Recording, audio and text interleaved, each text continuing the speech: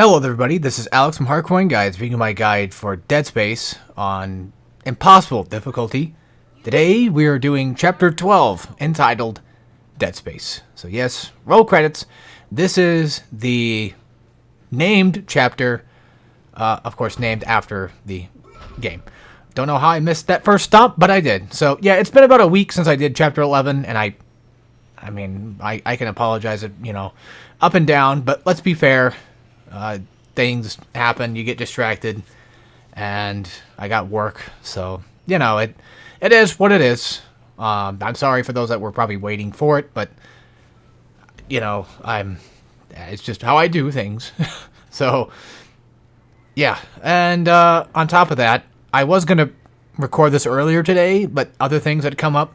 I have, like, a birthday party thing going on, today and tomorrow. So, well, there's a party tomorrow, but we went out to eat today. And on top of that, today is March 24th of 2023. And if anybody is in the know, by any means, especially if you like Dead Space, you probably like this game too. And that is the Resident Evil 4 remake had come out.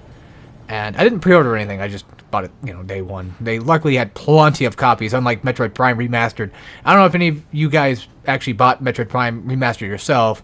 If you happen to know the problem with getting that game physically day one, that was a nightmare. We couldn't get it, so we had to go to Walmart and get one. By we, I mean me and my brother. And we also got a copy of Resident Evil 4 today, and he's been playing a little bit of it. He's not too far in, but I'm like in Chapter 7 right now.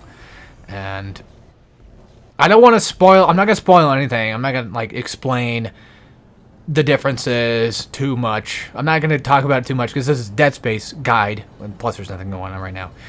So it's fine to talk about some stuff, but I like the game, but I'll say this.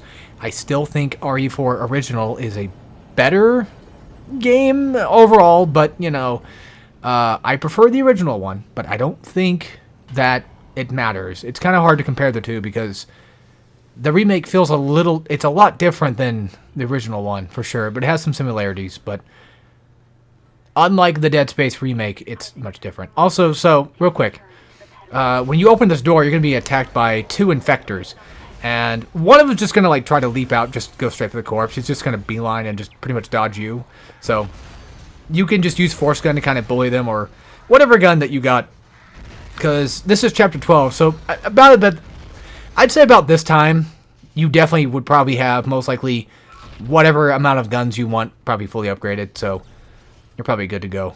But, yeah, so real quick, back on the other topic. Yeah, I still prefer OG, but when it comes to Dead Space Remake, I definitely think Remake for Dead Space did a fantastic job at remaking most of it, just a bit buggy, but RE4 Remake definitely changes a lot of stuff, and it definitely feels like it's a remake, for sure.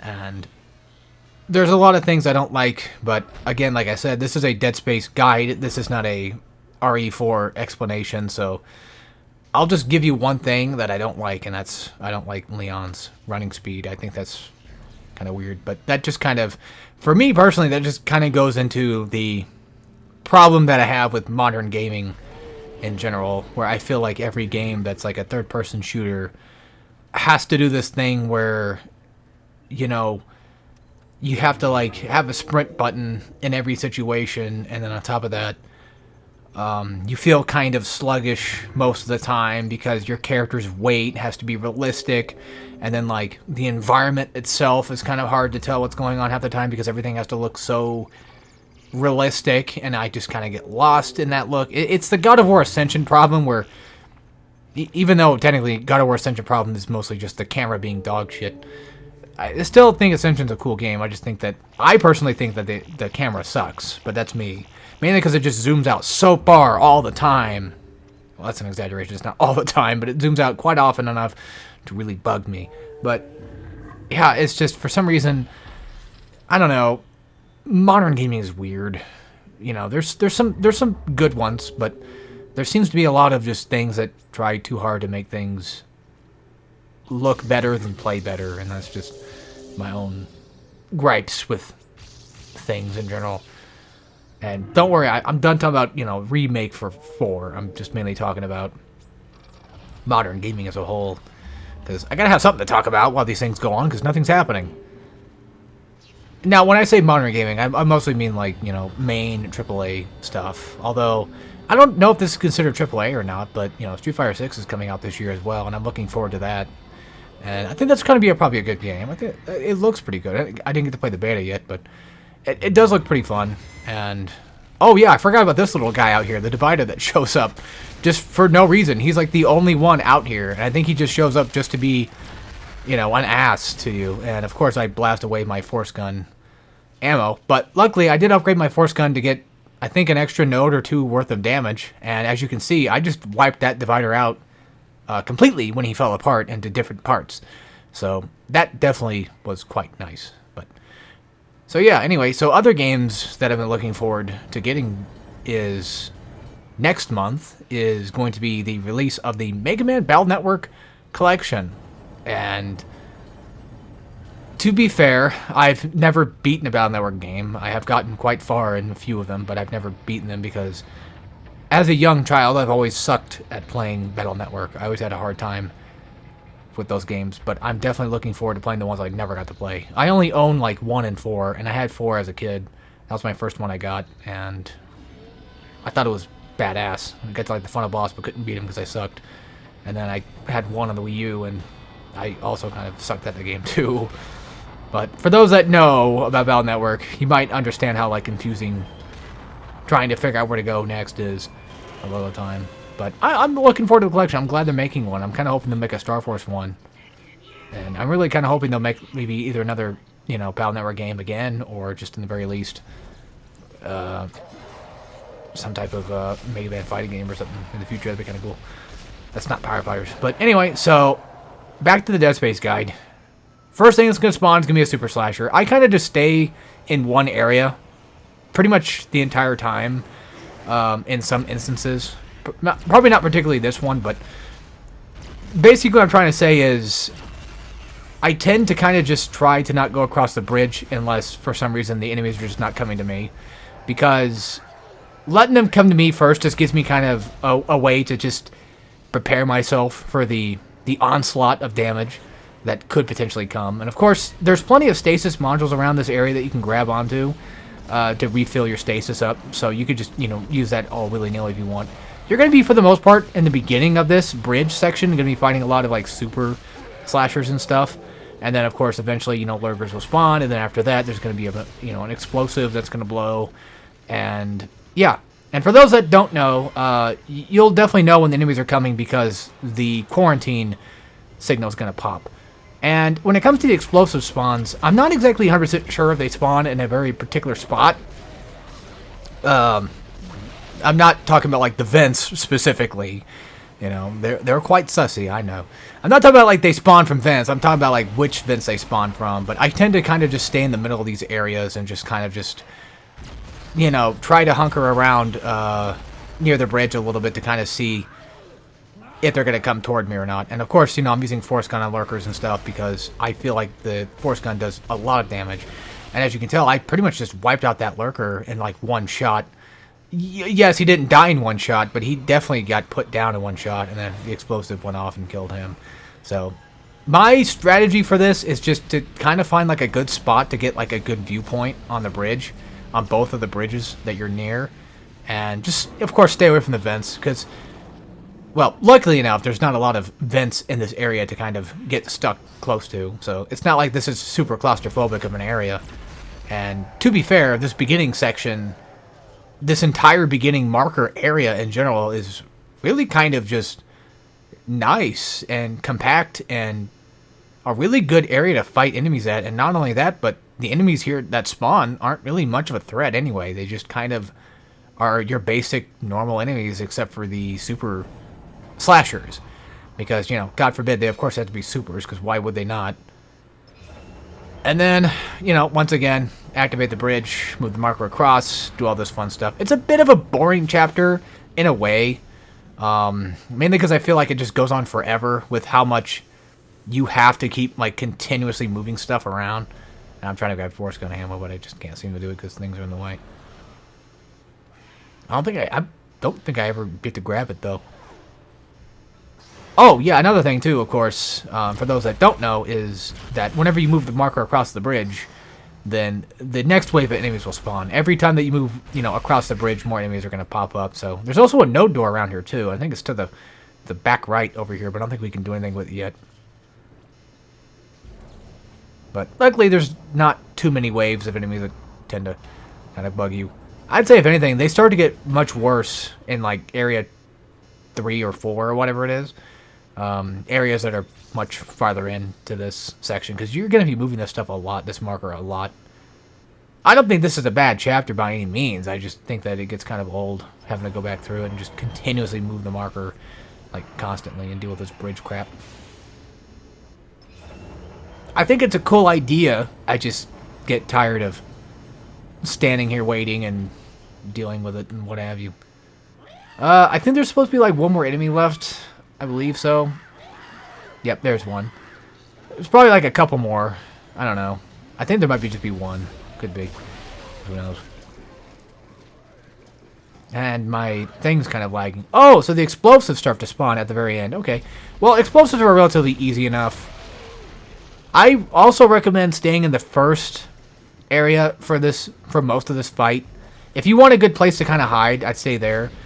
But that area where the explosive is, like where I'm running right now, this little middle area here, I don't feel like it's a really good area to be in, because this definitely seems like the type of place where they can easily kind of swarm around you and get to you from multiple angles here. But technically speaking, I know the beginning part kind of is too, but I feel like it's just more familiar territory that just kind of works really well. But yeah, if you need stuff like right now, then this is absolutely worth getting stuff for. If you have small health packs, then I would recommend either just dropping them out or whatever. Just grab as much stuff as you can. More importantly, grab ammo. I mean, health packs are important too, but ammo, in my opinion, is much more important in a lot of scenarios, because just having just enough ammo to take out enemies can sometimes just spawn health.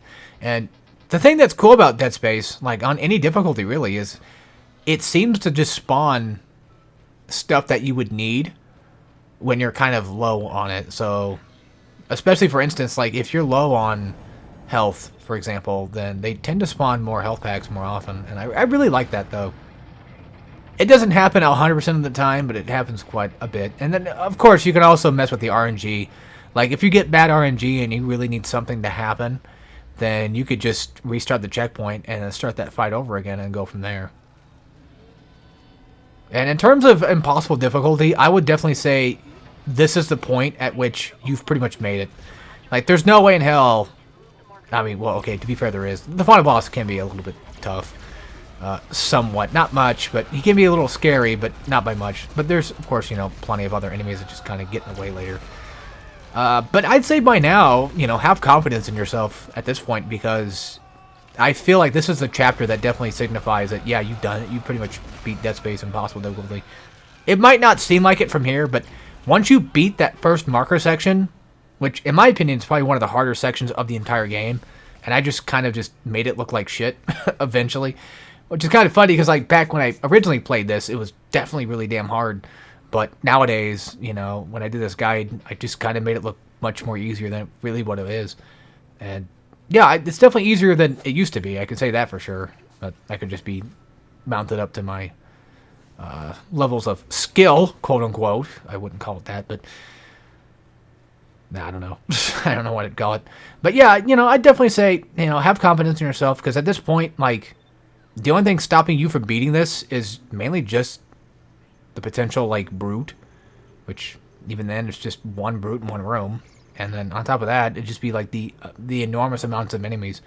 But even then, the enormous amounts of enemies that could stop you can easily be stopped by just buying more ammo, or doing whatever you need to, or just using stasis and melee if you want to conserve ammo and stuff. That'd be a weird run, wouldn't it? Just doing like melee only. I don't even know if that's even possible. I would assume so, but on impossible mode itself, I don't know. I don't know. I'm sure someone's probably at least attempted it or tried to do it.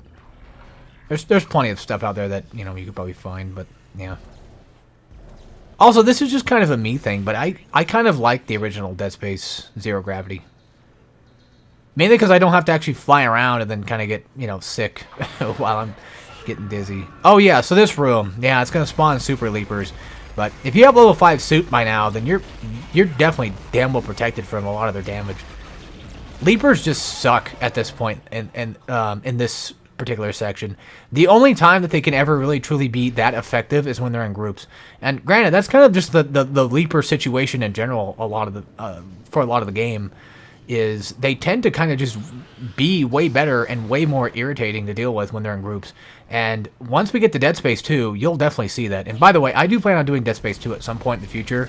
Not like right now, but like some point in the future. I'd say like a few games from now I might consider doing it. But I'm probably going to knock out like another God of War before I do Dead Space.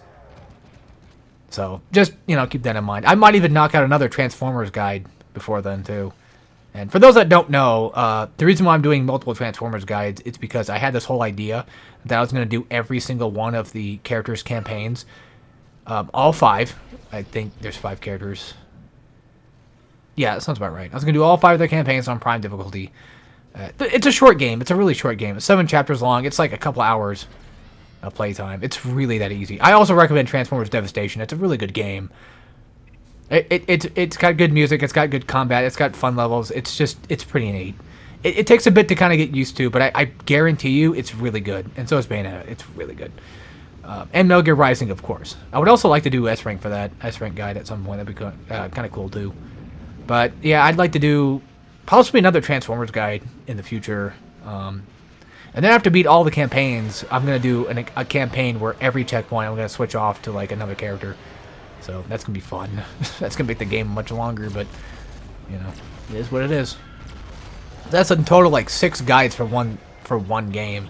It doesn't need it, no, but it's just one of those things of it's a project that I promised that I would do. And it's also a project I promised to somebody, I think. I think I promised them, I'm not sure, but this was a long time ago, but, an old friend of mine, I told him I was going to do it. Because he was asking me, like, aren't you going to do it? You going to do it at all? And I'm like, maybe, yeah, I don't know. I don't know what I said back then, but I feel like I probably was like, yeah, I'll do it. So I kind of want to make up for that.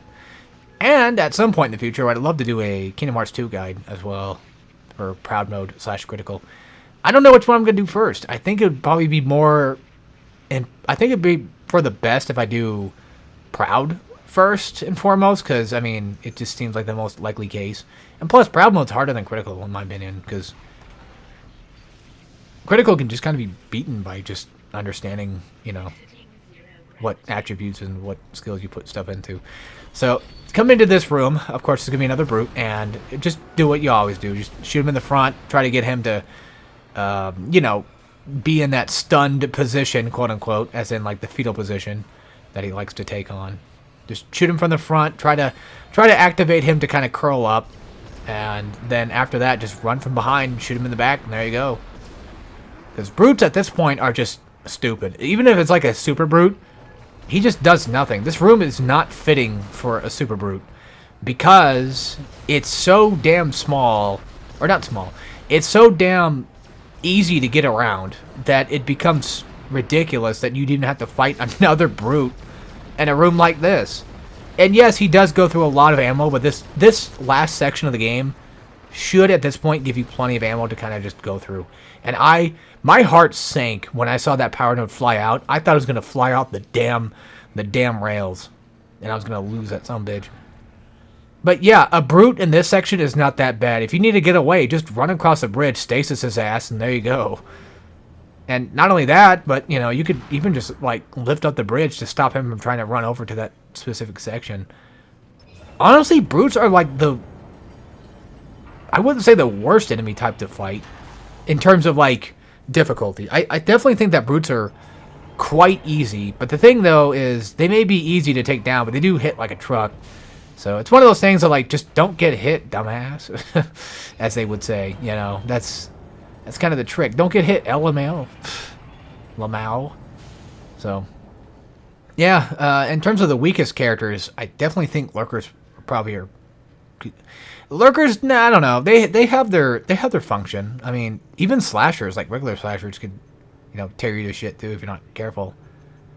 But then again, anybody who's playing this game on impossible difficulty, especially Dead Space 1 of all things, OG Dead Space 1, not Remake. Because if you're playing Remake on Impossible, then good luck, because that game just, it continues to kill me every time. Every second it gets a chance, it fucking kills me.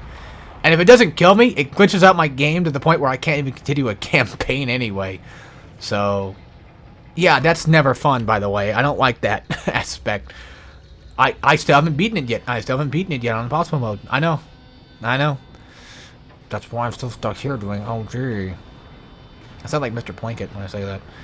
But, yeah, so if you're on Impossible mode on OG, then you most likely at this point have played either the game enough or you understand the game enough to take out enemies. Because in retrospect, I personally believe that Dead Space 1 is not that hard. And I don't want to, like, offend anybody that thinks, like, you know, that if they were having any struggles with this game, like, that's fine, you know. Everybody struggles with different things. I understand that. I'm not trying to put you down on a lower pedestal or whatever. I'm just saying, personally, subjectively, I think Dead Space 1 is not incredibly as hard as I used to think it would have been.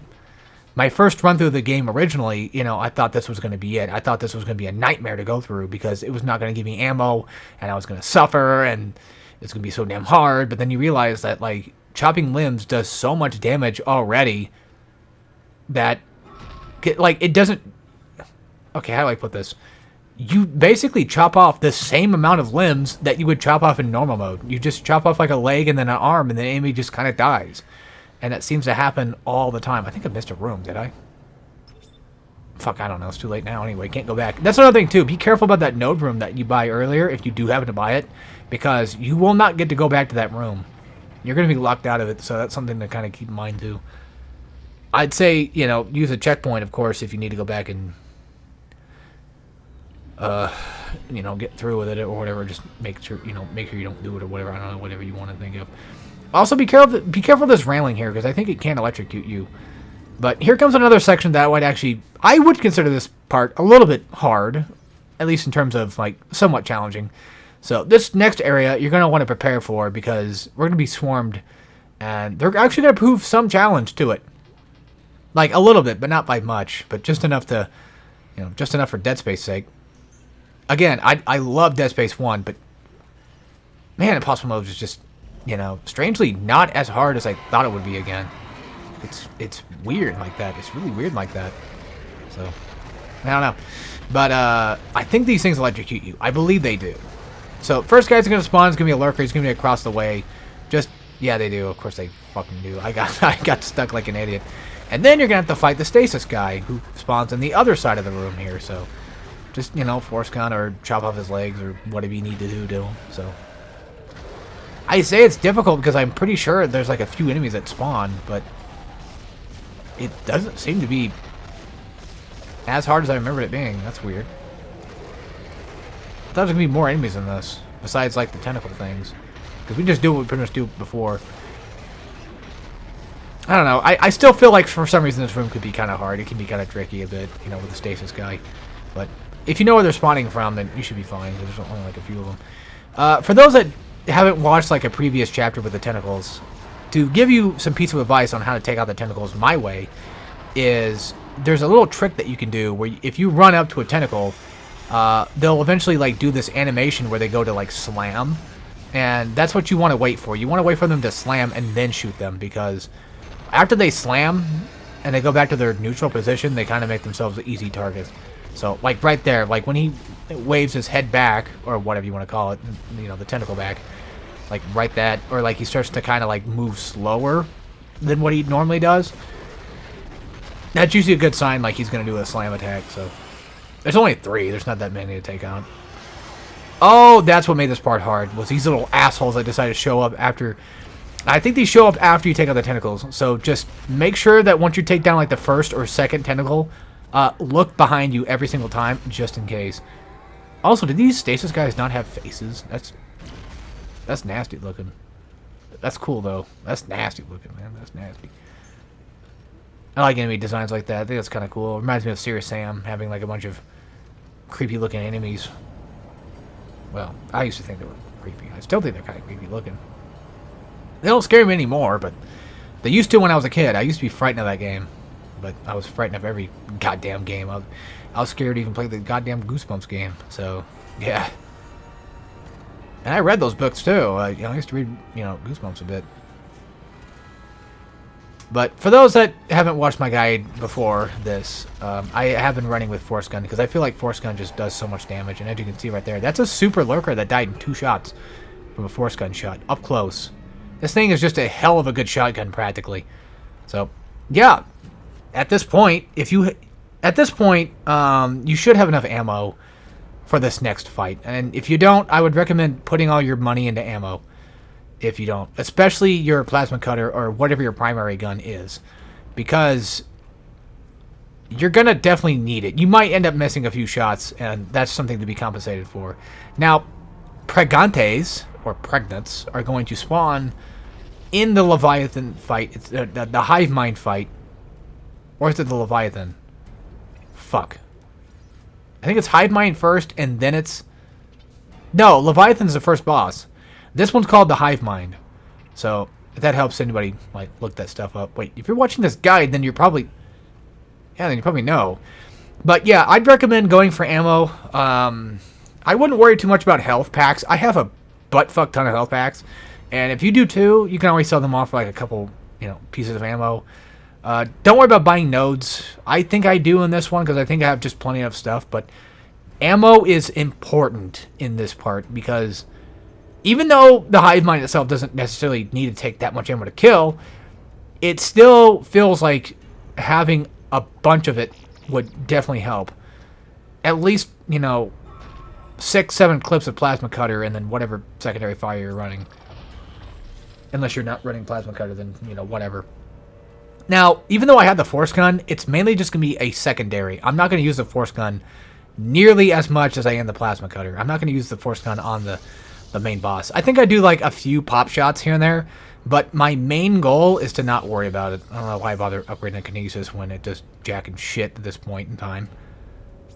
I could have upgraded it way earlier, but yeah, I also saved the game because, well, I need to pray that I don't die.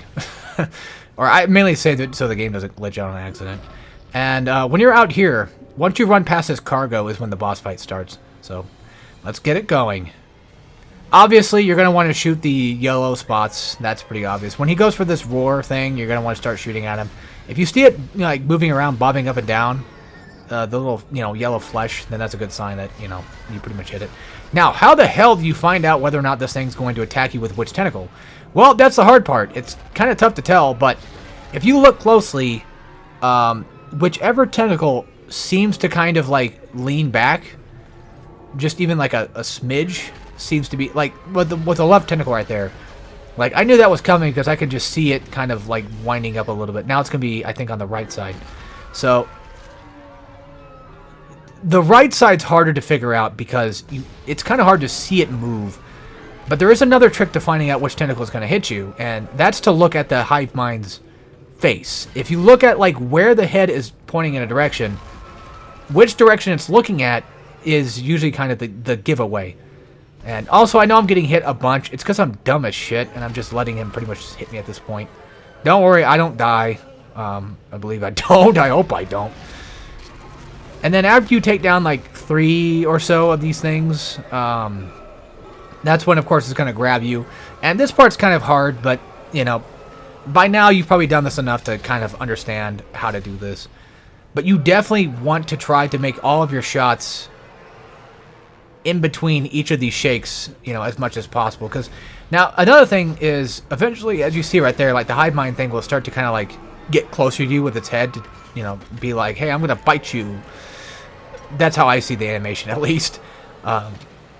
Once he does that, that's usually a good sign of like, okay, this is a good spot to kind of attack. So it's just, for the most part, the animations are the only thing you need to understand in this fight.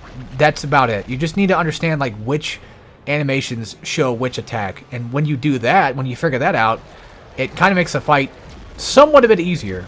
Also, I don't know why the Force Gun has this weird thing that kind of does like a shockwave right after from like Infamous. I don't know what the hell is that up. I don't know what the hell that's all about.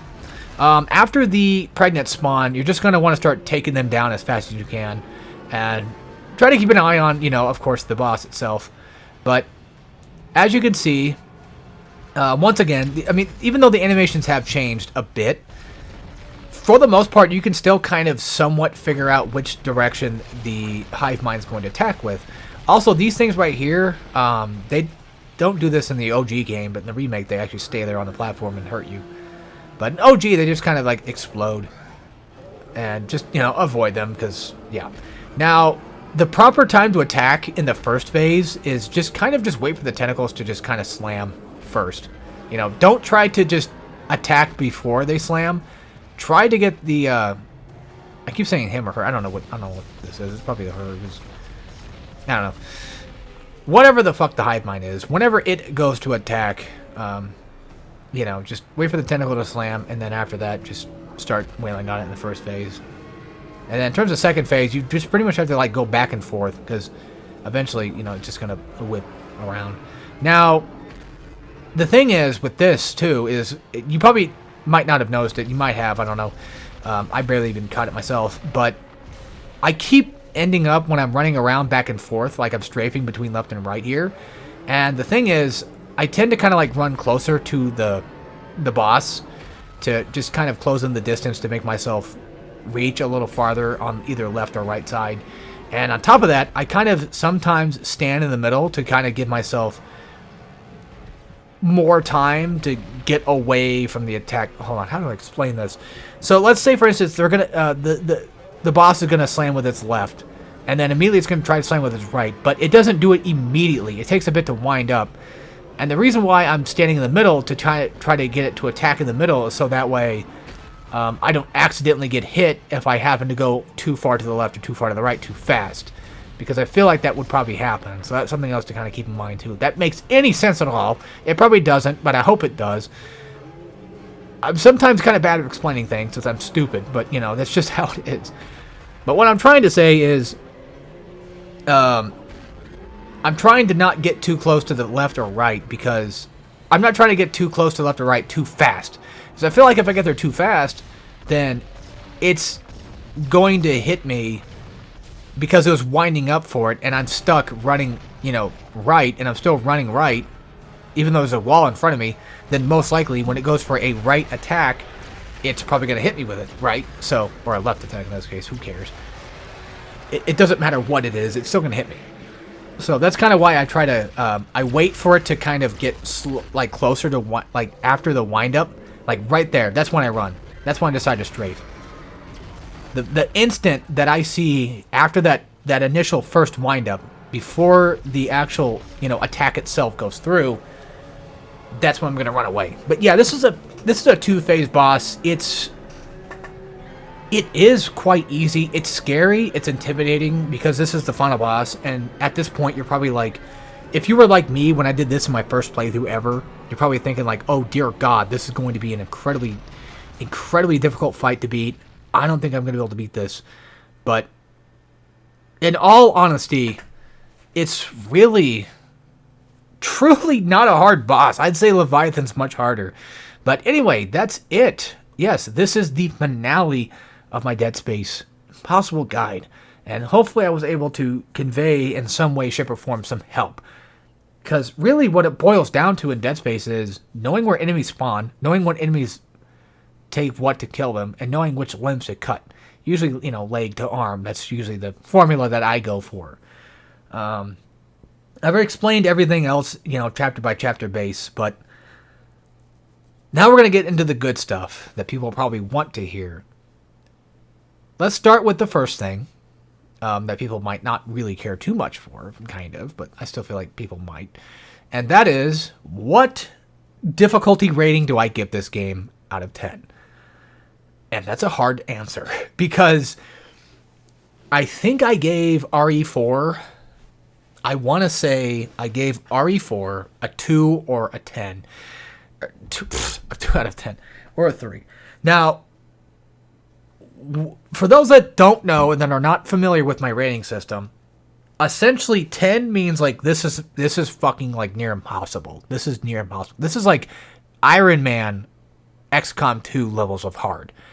And then like 1 is like, oh, like Luigi's Mansion, hidden mansion or whatever. And then like 2 2 is like a bigger step up from that. It's kind of like, how do I explain this? Like Lollipop Chainsaw hard mode, where it's just, for the most part, quite a bit of a challenge, but then still really easy to just kind of cheese out and beat. And 3 and 4, like each number is a huge leap from the other numbers, what I'm trying to say. Because there's always a game out there that's either much harder or much easier than the last one because of cheeses and exploits and all that other stuff. So I'd say this gets like a fair, probably a 2 or a 3 out of 10. Now, looking back on it, this might change, of course, because as I play more games, the medium between the two, the median, starts to kind of evolve, so things definitely change. It knocks one game down a point, it knocks one game up a point. If you're curious as to what point rating it is at that point in time, check out the playlist, and then in the description of that playlist will tell you the rating. Now for the good stuff. What the hell guide am I going to do next? Well, I can tell you this right now. I have finished recording the guide. It is done. And it's going to be about, like 13 episodes long. So it's a short guide. And the videos are going to be even shorter. It's a hack and slash. I said that before. And it's one of the hack and slash franchises that I like a lot. And it's not God of War. It's not Metal Gear Rising. I am going to do, and I'm so glad to finally announce this, Ninja Gaiden 3 Razor's Edge Master Ninja Mode. That's right. We're doing Razor's Edge. We're not doing Vanilla 3 right now. We're doing Ninja Gaiden 3 Razor's Edge on Master Ninja difficulty. Ultimate Ninja maybe later on in the future. But this is, in my opinion, the finale of the Ninja Gaiden guides. Yes, there's Yaiba. Yes, there's Ultimate Ninja. Yes, there's Ninja Gaiden 3 Vanilla. But we're skipping over Vanilla. We're just going to do Razor's Edge. And it is done. I have recorded it. I have not commentated it yet. I have not edited the videos yet. It is done. So I really, really, really would love for you guys to hopefully enjoy that guide as well. Even if you don't play Razor's Edge for Ninja Gaiden 3, I hope that maybe watching it would be fun. Because in my opinion, I find it really fun to play. And after Razor's Edge, who the hell knows? I thought about doing Luigi's Mansion 3 at some point for like A-rank stuff. It's not a hard guide at all. It's just for fun. And then for those that are curious about Pikmin 3, maybe I might tackle that sometime in the future myself. I do have Pikmin 3. I just haven't beat it yet. It would be kind of hard to do, but maybe I might do an ultra spicy run and not just do a no death run. Who knows? And like I said before, sometime in the future I'd love to do Metal Gear Rising on S-Rank and what have you. But yeah, Razor's Edge, Master Ninja Mode. I hope to see you guys there.